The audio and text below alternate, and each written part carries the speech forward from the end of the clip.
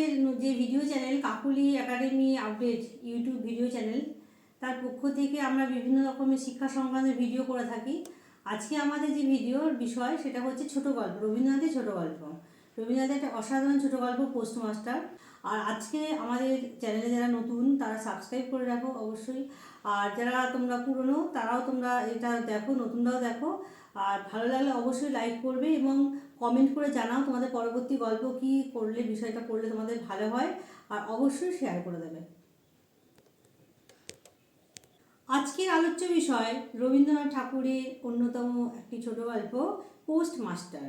গোটা গল্পে আমরা পোস্টমাস্টারের নাম কি সেটা আমরা জানতে পারবো না, কারণ রবীন্দ্রনাথ কিছু পেশার নামেও নামকরণ করেছেন। তার মধ্যে একটি অন্য গল্প হচ্ছে পোস্টমাস্টার, যেখানে পেশাটাই তার পরিচয়।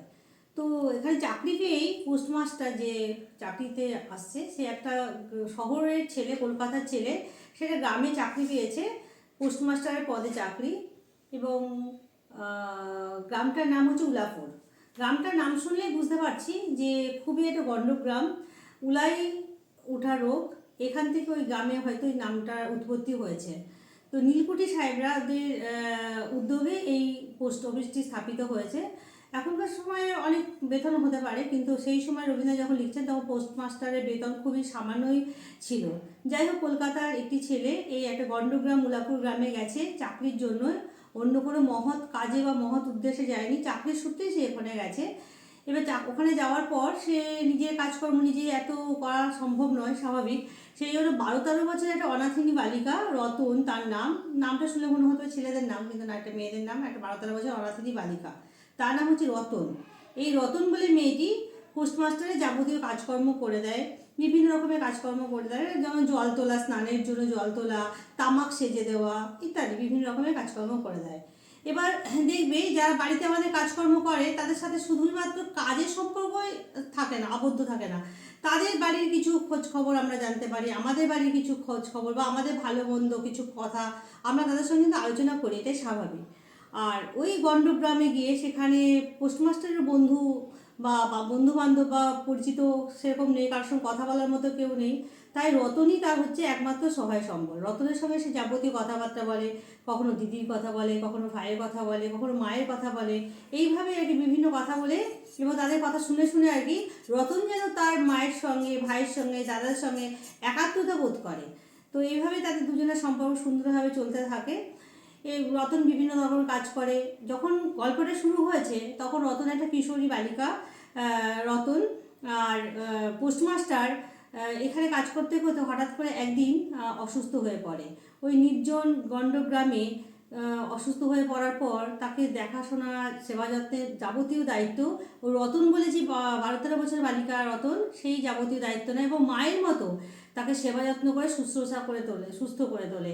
তখন আর রতন শুধুমাত্র কিশোরী রতন নয়, বালিকা রতন নয়, মায়ের মতো মানে পরিপূর্ণ নারীত্বে যেন সে উত্তীর্ণ হয়ে হয় এবং তাকে সেবা যত্ন করে সুস্থ করে তোলে। কিন্তু কিন্তু পোস্টমাস্টার সুস্থ হওয়ার পর সিদ্ধান্ত নেয় এখানে সে আর থাকবে না, চাকরি করবে না, এখান থেকে সে চলে যাবে, কারণ ওই গণ্ডগ্রামে অত গ্রামের পরিবেশে তার মানিয়ে চলা সম্ভব হচ্ছে না। অনেকে আমরা দেখেছি যে শহরের কোনো কেউ চাকরির সূত্রে যদি গ্রামে যায় তারা সত্যিই মানিয়ে নিতে একটু অসুবিধা হয়। ঠিক সেই রকম এখানে পোস্টমাস্টারেরও এখানে মানিয়ে নিতে অসুবিধা হচ্ছিল, তাই সে কী করে, ওখান থেকে ট্রান্সফারের জন্য, বদলির জন্য সে ঊর্ধ্বতন কর্তৃপক্ষকে আবেদন করে। কিন্তু সবসময় যে আবেদন করলেই সেটা মান্যতা পাবে সেরকম নয়, তাই ওই আবেদনটা কী হয়, নাকচ হয়ে যায়, আবেদন নাকচ হয় এবং সে সিদ্ধান্ত নেয় সে চাকরি থেকে ইস্তফা দিয়েও সে এই গ্রাম থেকে সে চলে যাবে। এবং এই সিদ্ধান্তের কথা রতনকে ডেকে রতনকে বলে।